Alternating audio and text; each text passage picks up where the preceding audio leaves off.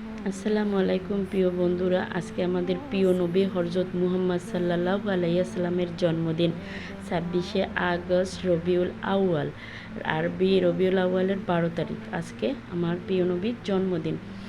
আমরা প্রিয় নবীর জন্য আমরা দোয়া করব, তার জন্য নামাজ পড়ব।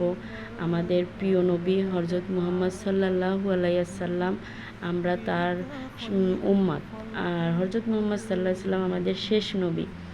তার জন্য আমরা দোয়া করব, তার জন্য যেন তার পথ অনুসারে আমরা চলতে পারি। আল্লাহ যেন আমাদের হেদায়েত দান করুক। আমরা যেন তার আলোর দিশা অনুযায়ী যেন চলতে পারি। আল্লাহ তাআলা যেন আমাদের ধৈর্য ধরার তৌফিক দান করুক, আমাদের ঈমান মজবুত রাখুক। আমরা তো আর কিছুই করতে পারবো না তার জন্য। আর সে দুনিয়ায় অনেক কষ্ট করছে, কাফেররা তার উপরে অনেক নির্যাতন করছে।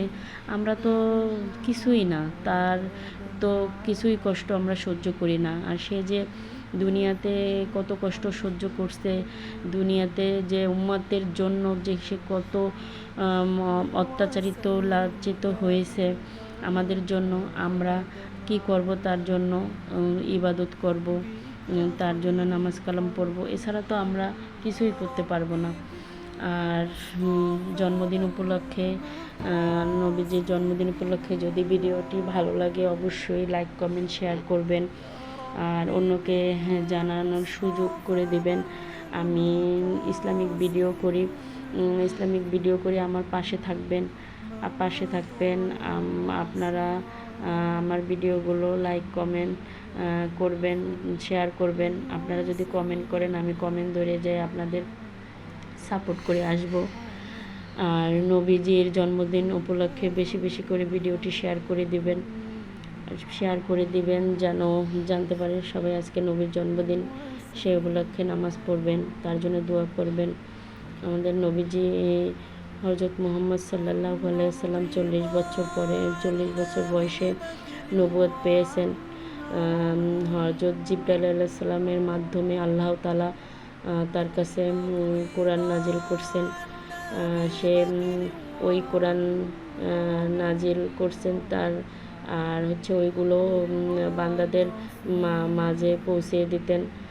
সে অনেক কষ্টের মাধ্যমেও কিন্তু সে কখনো ইসলামের পথ থেকে সরে আসেনি। আমরাও চাইব যে তার পথ অনুসারে যেন চলতে পারি। আল্লাহ তাআলা আমাদের যেন হেদায়েত করুক, আমাদের তার দিশা অনুযায়ী যেন আমি চলতে পারি। আর সবাইকে ধৈর্য ধরার তৌফিক দান করুক। সবাই বেশি বেশি করে ভিডিওটি শেয়ার করে দেবেন, আমার পাশে থাকবেন, আমার জন্য দোয়া করবেন, আমিও আপনাদের জন্য দোয়া করব। আর ভিডিওটি অবশ্যই শেয়ার করে দেবেন। আমিন।